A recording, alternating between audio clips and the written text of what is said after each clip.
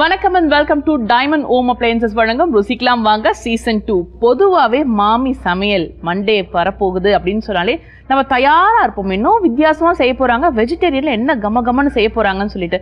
அதுவும் நாளைக்கு ஏகாதசி சொல்லவா வேணும். ஸோ ஏகாதசிக்கு ஸ்பெஷல் என்ன, ஏகாதசிக்கு என்ன செய்யலாம் அப்படின்றத பற்றி மாமி கிட்ட கேட்டு தெரிஞ்சுக்கலாம். அதுக்கு ஃபர்ஸ்ட் நம்ம ஷோக்கு அவங்கள வெல்கம் பண்ணலாம். வணக்கம். வணக்கம்மா, எப்படி இருக்கீங்கம்மா? நல்லா இருக்கேன்டா. ஓகே, ஏகாதசின்னு சொல்கிறது நாளைக்கு ஸ்பெஷல் ஏகாதசி. அது எல்லா ஏகாதசியுமே ஒரு மாதத்துக்கு 2 ஏகாதசி வரும். அது எல்லாமே ரொம்ப விசேஷம்தான். அதுலேயும் நாளைக்கு வர ஏகாதசி வந்து வைகுண்ட ஏகாதசி அப்படின்பா. ரொம்ப விசேஷமான ஒரு இது. ஏகாதசி அன்னைக்கு பார்த்தேன்னா சுத்தமாக பட்னி இருக்கணும், எதுவுமே சாப்பிடக்கூடாது. ஆனால் இந்த நாளில் முடியறதா அப்படின்னு சொல்லி கேட்டேன்னா நிறைய பேரால் முடியாது, இன்க்ளூடிங் மை செல்ஃப். எனக்கெல்லாம் அந்த அளவுக்கெல்லாம் ஃபுல்லாக நிர்ஜலமாக இருக்கிறதுன்றது முடியாது. ஸோ அதுக்கப்புறம் கொண்டே கழிச்சு கையெல்லாம் நடங்க ஆரம்பிக்கும், எதுக்கு இன்னொருத்தருக்குது. ஸோ நான்லாம் ஒரு கஞ்சி இஞ்சி வச்சு குடிச்சிடுவேன். அந்த மாதிரி ஏதாவது கஞ்சி சாப்பிட்டுக்கலாம், பழங்கள் சாப்பிட்டுக்கலாம். இதையும் தாண்டி ரொம்பவே முடியாதவா வயசானவா இருக்கா அப்படின்னா அவள் வந்து ஒரு சப்பாத்தி இல்லைன்னா ஒரு உப்புமா அந்த மாதிரி ஏதாவது ஒன்று சாப்பிட்டுக்கலாம். ஏன்னா சுத்தமாக சாப்பிடவே முடியாது. நல்லா எங்கே இருக்கிறவாள்லாம் கண்டிப்பாக இந்த ஏகாதசி விரதம் இருக்கலாம். இது நம்மளுடைய உடம்புக்கு கிளென்சிங் தான் இது ஆக்சுவலி. ஸோ இந்த விரதத்தை இருந்துட்டும் அடுத்த நாளைக்கு நம்ம இன்றைக்கி பார்க்க போகிறதே வந்து துவாதசி பாரணைக்கு உண்டான இதை தான் நம்ம பார்க்க போகிறோம். ஏகாதசி அன்னைக்கு ஃபுல் டே பட்னி இருந்துட்டும், அதாவது தசமியிலேருந்தே ஆரம்பிச்சிருவான். நைட்டே தசமி நைட் ஒன்றுமே சாப்பிட மாட்டா. ஏகாதசி அன்னைக்கு ஃபுல்லாக பட்னி இருப்பாள். துவாதசி தாண்டி அன்றைக்கி பாரணை இதில் துவாதசி போது காத்தால் ஒரு துளசி தீர்த்தம் முதல்ல சாப்பிட்டுட்டு அதுக்கப்புறமா அன்றைக்கி துவாதசி முடியறதுக்குள்ளே சாப்பிட்டானும். ஓகே, அப்படிங்கிற இதில் நாளைக்கு ஃபுல்லாக பட்னி இருக்கிறதே அந்த நம்மளோட வயிற்றுக்குள்ளே நம்மளோட சாப்பாடெல்லாம் ஜீரணம் பண்ணுறதுக்குன்னு ஒரு நெருப்பு இருக்கும், அகத்தி. அதுதான் அகத்தின்றது. அந்த தீயை அணைக்கிறதுக்கு உண்டான ஒரே இது வந்து இந்த அகத்திக்கீரை கறி. ஸோ பார்த்தேன்னா அன்றைக்கி மெயினாக கசப்பான ஐட்டம் தான் முதல்ல சாப்பிடணும். அகத்திக்கீரை கறி, சுண்டைக்காயை வச்சு ஏதானு ஒன்று பண்ணிக்கணும். அதுக்கப்புறமா வந்து உங்களுக்கு நெல்லி முள்ளி பச்சடிம்பா. அது என்னென்னு கேட்டால பச்சை முழு நெல்லிக்காய் இருக்கு இல்லையா, அதை வச்சு தயிரில் பச்சடி பண்ணி அதை சாப்பிடணும். நெல்லிக்காய் எல்லாருக்குமே தெரியும் எவ்வளோ நல்லது உடம்புக்குன்னு சொல்லிவிட்டு. ஸோ நமக்கு என்ன கிடைக்கிறதோ, நிறைய பேருக்கு எங்களுக்கு பச்சை சுண்டைக்காய் கிடைக்காது அப்படின்பா. அப்போது காஞ்ச சுண்டைக்காய் இருந்ததுன்னா அதை நீங்கள் உப்பு போடாத சுண்டைக்காயாக வாங்கி வச்சுக்கோங்க. அதை வறுத்து மூழ்குழம்புல போட்டு சாப்பிட்டுக்கலாம். பச்சை சுண்டைக்காய் கரைச்சிதுன்னா இன்றைக்கி நம்ம அதை வச்சு தொகையல் பண்ண போகிறோம். அது மாதிரி நீங்கள் பண்ணிக்கலாம். அகத்திக்கீரை கிடச்சவா அகத்திக்கீரை கறி பண்ணிக்கோங்க. இதை தாண்டி வந்து இந்த நெல்லிக்காய் கண்டிப்பாக எல்லாருக்குமே கிடைக்கக்கூடிய ஒரு இது தான். அதை வச்சு கண்டிப்பாக பச்சடி பண்ணிக்கோங்க. நம்ம வந்து இன்றைக்கி ஏகாதசி அன்னைக்கு அப்போ சுவாமிக்கு ஒன்றுமே பண்ண நம்ம வேணால் சாப்பிடாம இருக்கலாம், அவரையும் பட்னி போடணும். ஸோ அதாவது சுவாமி நைவேத்தியத்துக்கு அவருக்கு வந்து ஒரு கோதுமை ரவை கேசரி பண்ண போகிறோம். அதுவும் கோதுமை ரவையில் தான் பண்ணுறோம். ரொம்ப நல்ல ஒரு இது. கண்டிப்பாக ஸ்டெப் பை ஸ்டெப் எல்லாம் பண்ணுறோம், பார்த்துட்டே இருக்கோம். வைகுண்ட ஏகாதசியா நாங்கள் சாப்பிட மாட்டோமே, நீங்கள் சாப்பிட தேவையில்ல, சாமிக்கு நைவேத்தியம் பண்ணுங்க அப்படின்னு சொல்லிட்டாங்க மாமி. அதுக்கு நம்ம கோதுமை ரவை எடுத்துக்க போகிறோம். ஃபர்ஸ்ட் நெய் கொடுத்துருமா, முந்திரி பருப்பை வறுத்து எடுத்துக்கோங்க. ஓகே,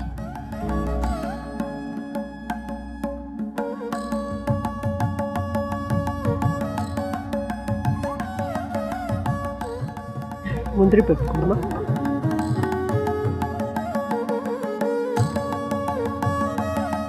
கரண்டி கொடுமா.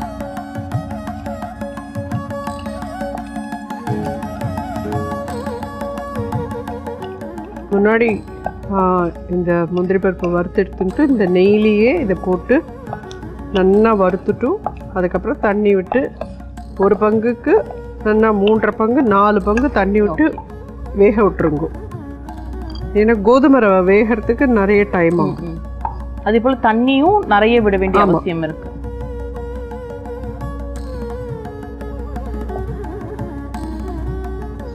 வறுத்து எடுத்துட்டோம்.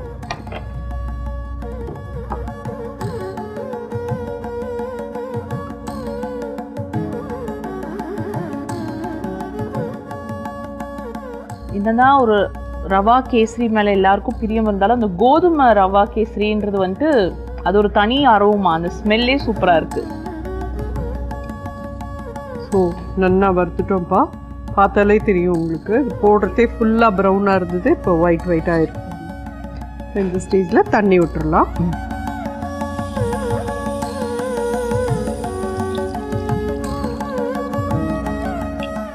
நல்லா ஒரு பங்குக்கு 4 பங்கு தண்ணி விட்டுருங்கோ.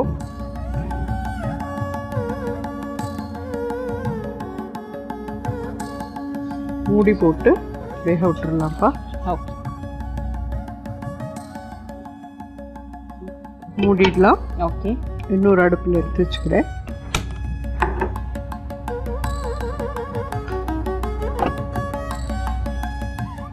ஸோ இதில் வந்து நம்ம இப்போ சுண்டைக்காய் தொகையலுக்கு தேவையானதெல்லாம் பண்ணிக்கலாம். வதக்கிட்டு கொஞ்ச நேரம் ஆற விட்டு தான் அரைக்க முடியும் நம்மளால. அதனால எண்ணெய் கொடுங்கப்பா. பச்சை சுண்டைக்காய் இது கொடுத்துருங்க. அதை வந்து இது மாதிரி நல்லா வாஷ் பண்ணிவிடுங்கோ. அதுக்கப்புறம் நல்லா நெசுக்கிக்கோங்க. நெசுக்கின அப்புறம் வாஷ் பண்ணேன்னா இந்த விரையெல்லாம் வெளியில் போயிடும். ஸோ இதெல்லாம் தான் உடம்புக்கு ரொம்ப நல்லது. ஸோ பச்சை சுண்டைக்காயை வாங்கி காம்புலேருந்து கிள்ளி எடுத்துட்டு நல்லா வாஷ் பண்ணிவிட்டு நெசுக்கி வச்சுக்கோங்க. ஸோ ஒன்றும் பாதிமா ஸ்ப்ளிட் ஆகிற அளவுக்கு நசுக்கினா போதும்.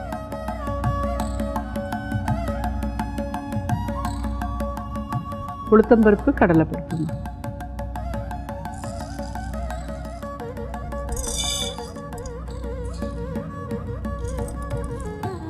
நான் 2 ஸ்பூன் கிட்டக்க உளுத்தம்பருப்பு எடுத்துருக்கேன்.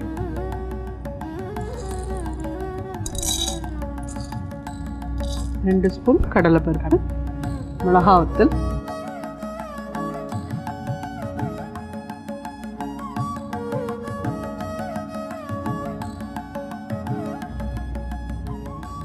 மிளகா வத்தல் எவ்வளோ போடலாமா?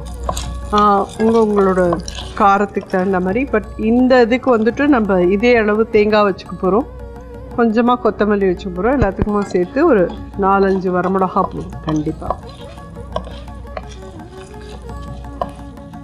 ஒரு பக்கம் பெருமாள் நைவேத்தியம் பண்ணுறதுக்காக கோதுமை ரவா கேசரி ரெடி ஆகிட்டு இருக்கு. இன்னொரு பக்கம் அடுத்த நாள் துவாதேசிக்கு நமக்காக ஒரு முயல் ரெடி ஆகிட்டு இருக்கு. ஸோ இதில் பெருங்காயம் ஆட் பண்ணலாம். பெருங்காயம் வந்து நம்ம இது மாதிரி கப்பில் அடியில் எடுத்துக்கலாம். ஏன்னா இது பொடி இல்லையா, கட்டியாக இருந்தால் நீங்கள் எண்ணெயில் போட்டு பொரிச்சிடலாம். பொடி வந்து நம்ம அதில் போட்டோன்னா கருகி போயிடும். ஸோ இது பொரிஞ்சுடுத்து இதை வந்து இந்த எண்ணெயோடு சேர்ந்து இதில் எடுத்துனோன்னா கன்வெர்ட் பண்ணிடுவோம். அப்போது அது பொரிஞ்சிடும். நல்லா சுற்றி விட்டுக்கோங்க. உள்ளே இருக்கிற பெருங்காயம் எல்லாம் பொரிஞ்சிடும். ஸோ இந்த இதில் சுண்டைக்காயை போட்டு வதக்கிப்போம்.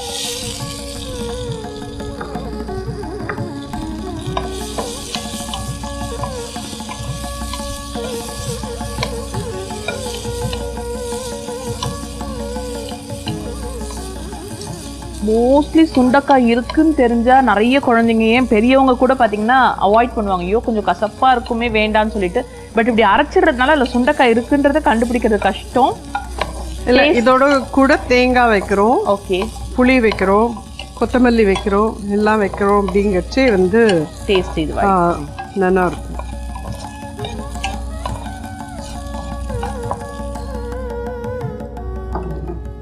இது ஒரு நிமிஷம் திறந்து பார்த்துக்கலாம்.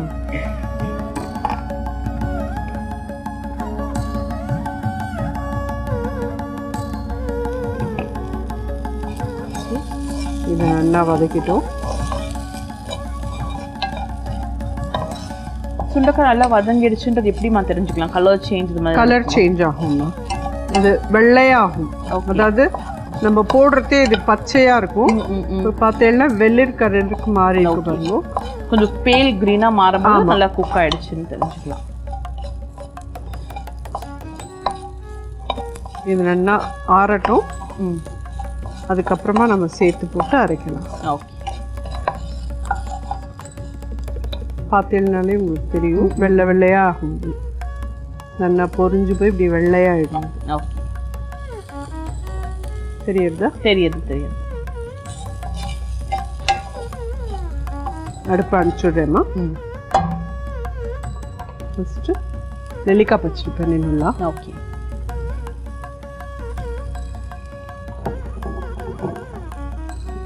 ஒரு 3-4 நெல்லிக்காய் இது மாதிரி எடுத்துருக்கேன். பச்சை மிளகா 2 பச்சை மிளகா, ஒரு 1.5 பச்சை மிளகா போட்டுக்கணும். அப்புறம் தேங்காய் திருகு,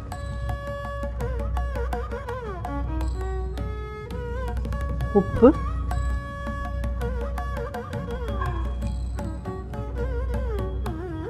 தயிர்,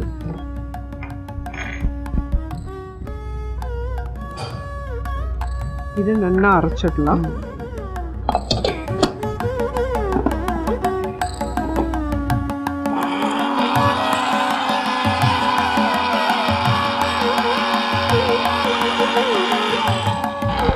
தயிரோடய இதை சேர்த்து அரைச்சிட்டேன்னா உங்களுக்கு தனியாக தண்ணி விட வேண்டாம். ஓகே,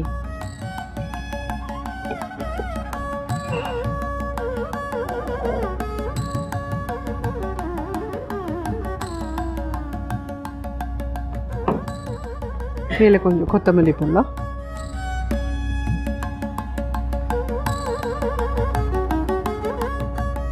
தொகையலுக்கு தயார் பண்ணிக்கலாம். ஸோ இந்த நெல்லிக்காய் பச்சடி தயார் தான். நோ பாயில் நோ ஆயில், அப்படியே ஒன்றுமே கிடையாது. இது அப்படியே இது பண்ணலாம். கடுகு மட்டும் தாளிச்சு கொட்டிக்கோங்க.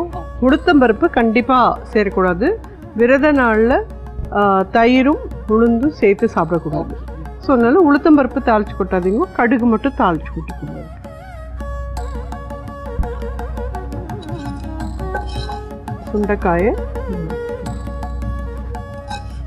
சுண்டைக்காவை நல்லா வதக்கிட்டு ஸோ அதை வந்துட்டு ஆற வச்சுட்டு மிக்ஸியில். ஆமாம்,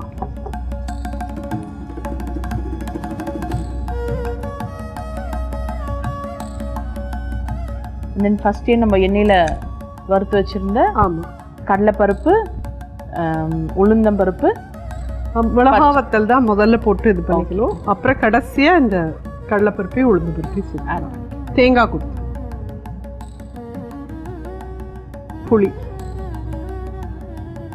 புளி வந்து தண்ணியில் ஊற போட்டு வச்சுருக்கேன், சின்ன கோலி குண்டு சைஸு. உப்பு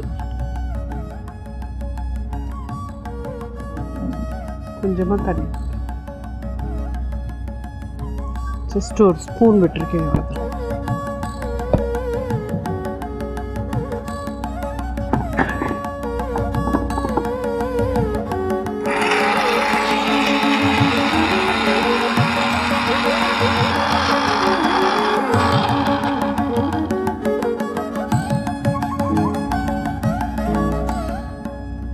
ஸோ இதில் வந்து இந்த வறுத்த உளுத்தம்பருப்பு, கடலைப்பருப்பு, பெருங்காயம் இதை ஆட் பண்ணுறேன்.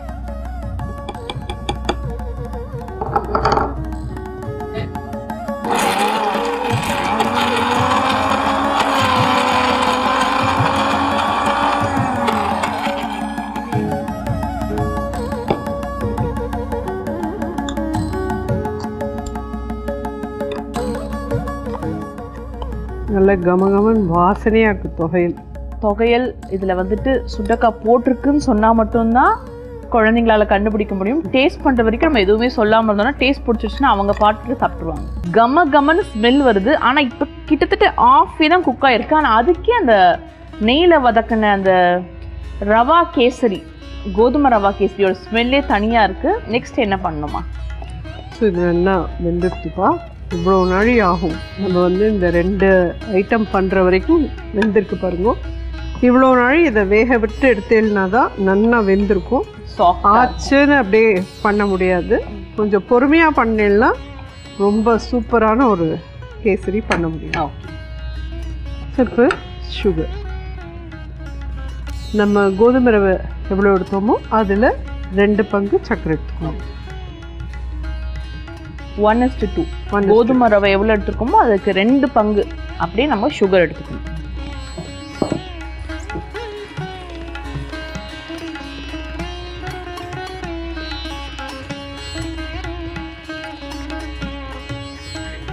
சுகர் போட்டு நல்லா இலகி வருது. திருப்பியும் இதாகும், கொஞ்சம் கெட்டியாகிற வரைக்கும் கிளறலாம். பொதுவாக இந்த ஸ்வீட் செய்யும் போது மட்டும் எல்லாருக்கும் ஒரு விதமான பயம் இருக்கும். டக்குன்னு முருகிடுமோ என்ன ஆகுமோன்ற ஒரு பயம் இருக்கும். என்ன பதம் வரைக்கும் நம்ம வச்சிருக்கலாம்? இதுக்கு பதம்லாம் கிடையாது. ஆக்சுவலி இது நல்லா கெட்டியாச்சுன்னா அதுக்கப்புறம் நெய் விட்டுட்டே வரலாம். அப்போ நெய் விடுறச்சே உங்களுக்கு வந்து அது ஒட்டாம வரணும், அவ்வளோதான். இதில் வந்து உங்களுக்கு சக்கரை முருகி போகிறதுக்கெல்லாம் சான்ஸ் கிடையாது. கேசரியில் எதுவுமே எல்லாருக்குமே ஈஸியாக செய்யக்கூடாது வந்து கேசரி தான். அதனால தான் எல்லாருமே கேசரி எடுத்துருவோம். ஆனால் அந்த கேசரியும் யோகாம்பால் முதல்ல சொதப்பினேன். அப்படியா? முதல்ல என்ன ஏஜ் இருக்கும் அப்போ உங்களுக்கு? 17 வயசுல. 17 வயசுல நல்லா கரண்டி பிடிக்கவே ஆரம்பிக்கல. 17 வயசுல கேசரி வரைக்கும் வந்துட்டீங்க. அதனாலதான் யோகாம்பால்மா தான் அப்படின்னு சொல்றாங்க எல்லாரும். அது தெரியாது, ஆனா யாரைக்கும் அடிசிருக்கும் இல்லையா? அந்த மாதிரி முதல்ல வந்து அது குச்சியான சின்ன வயசு பண்ணலாம். அந்த இதுலயே நல்லா முதல்ல சொதிப்பினது கேசரி தான். அதுக்கு வந்து எவ்வளோ சக்கரை போடணும்லாம் தெரியாது. கேசரி பண்ணுன்ட்டா ஸோ ஒரு பங்கு சர்க்கரைக்கு ஒரு பங்கு ரவையும் போட்டு தண்ணியும் ஒரே பங்கு விட்டு அது உப்மாவா கேசரியான்ற மாதிரி ஒன்று பண்ணியிருந்தோம். இன்னைக்கு காமாட்சி அனுகிரகத்தில் ஏதோ பண்ணிட்டு இருக்கோம். அதான் இது நெய் கொடுத்துருப்பா. இதுக்கு கலர்லாம் எதுவுமே வேண்டாம். ஏலக்காய் பொடி,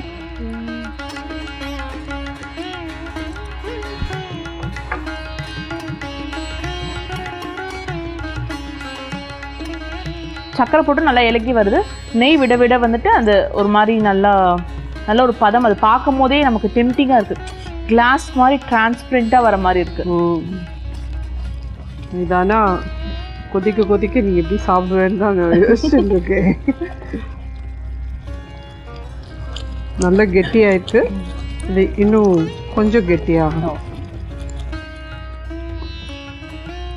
ஆல்மோஸ்ட் தயாராகிடுச்சுன்னா வறுத்து வச்ச முந்திரி பருப்பு மேலே ஆட் பண்ணிக்கலாம்.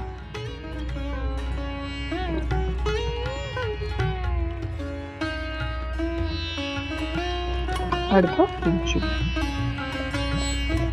இது இந்த அளவுக்கு லூஸாக இருந்தால் தான் நாழியாக நல்ல திக்காயிடும்.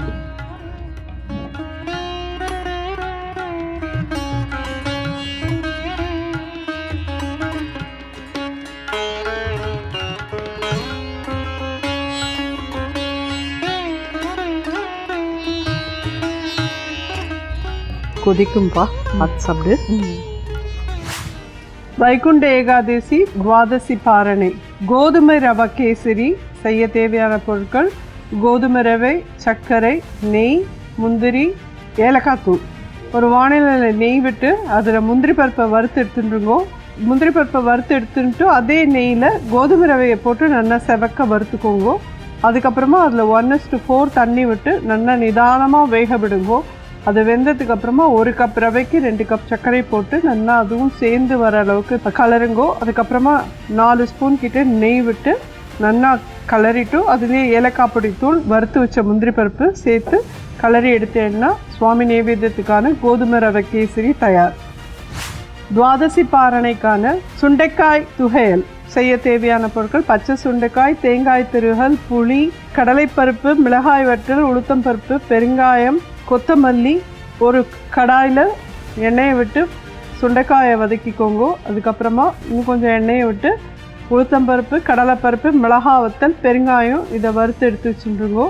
அப்புறம் மிக்சியில் அடியில் மிளகாய் வத்தல் போட்டுட்டு அதோடு கூடவே வதக்கின சுண்டைக்காயும் போட்டு கொஞ்சம் தேங்காய் துருவல், கொஞ்சம் கொத்தமல்லி எல்லாம் போட்டு நல்லா ஃபஸ்ட்டு அரைச்சிக்கோங்க. அப்புறமா கடைசியில் வறுத்து வச்சுருக்கிற கடலைப்பருப்பு, உளுத்தம்பருப்பு, பெருங்காயம் இதை போட்டு ஒரு 2 சுற்றி எடுத்தேன்னா ஜோரான சுண்டைக்காய் துவையல் தயார். நெல்லிமுள்ளி பச்சடிக்கு பச்சை நெல்லிக்காய் ஒரு 4 எடுத்துக்கோங்க. கொட்டையெல்லாம் எடுத்துட்டு அதை நெல்லிக்காய் கதுப்பை மட்டும் எடுத்துக்கோங்க. பச்சை மிளகாய் 1-1.5 எடுத்துக்கோங்க. தேங்காய் திருகல் ஒரு 4 ஸ்பூன் வச்சுக்கோங்க. தயிர் ஒரு 1/2 கப் எடுத்துக்கோங்க. உப்பு தேவையான அளவு போட்டுட்டு நல்லா மிக்சியில் ஜோராக நல்லா வெண்ணெய் மாதிரி அரைச்சிட்டு அதை எடுத்துட்டு மேலே கொஞ்சம் கொத்தமல்லி போட்டு கடுகு மட்டும் தாளிச்சுட்டேன்னா ஜோரான நெல்லி முள்ளி பச்சடி தயார். ஏகாதேசிக்கான சுவாமி நைவேத்தியம் கோதுமை ரவை கேசரி. வைகுண்ட ஏகாதசி ஸ்பெஷல். ஆக்சுவலி நான் கொஞ்சம் ரிவர்ஸில் போகணும்னு நினைக்கிறேன். ஃபர்ஸ்ட் துவாதேசிக்கான ரெசிபியை டேஸ்ட் பண்ணிட்டு அதுக்கப்புறம் வைகுண்ட ஏகாதசிக்கு வரலாம். ஏன்னா கொதிக்க இருக்கு, டெம்டிங்காகவும் இருக்கு பார்க்கறதுக்கு. இது துவாதசி பாரணைக்கான நெல்லி முள்ளி பச்சடியும் சுண்டைக்காய் தொகையலும். நெல்லி முள்ளி பச்சடி அண்ட் தென் சுண்டைக்காய் தொகையல். ஃபர்ஸ்ட் நெல்லி முள்ளி பச்சடி. நிஜமா சூப்பராக இருக்கு. நெல்லிக்காய் டேஸ்ட் பிடிச்சவங்க எல்லாருக்குமே கண்டிப்பாக பிடிக்கும். அமேசிங்காக இருக்கு. அடுத்து சுண்டைக்காய் தொகையல்.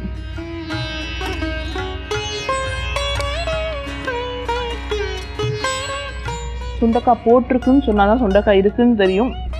அந்த அளவுக்கு நல்லா இருக்கு. வெறும் துவாதேசிக்கு மட்டும் இல்லாம ஜென்ரலாகவே பண்ணி சாப்பிட்டா வயசுக்கு ரொம்ப நல்லது. கரெக்ட், சாப்பிடலாம். கண்டிப்பா நம்மளோட லைஃப் ஸ்டைலுக்கு தேவைப்பட வேண்டிய ஒரு ஒண்டர்ஃபுல்லான ரெசிபி ரெண்டுமே. வெறும் துவாதேசிக்கு வருஷத்துக்கு ஒரு முறை செஞ்சு சாப்பிட்றத தாண்டி மந்த்லி ஒன்ஸ் கண்டிப்பா நம்ம ஃபுட்ல இண்டல்ஜ் பண்ண வேண்டிய ஒரு ஃபுட்டா இருக்கு. அடுத்து கோதுமை ரவா கேசரி. பெருமாளுக்கான நைவேத்தியம் சொல்லியிருக்காங்க.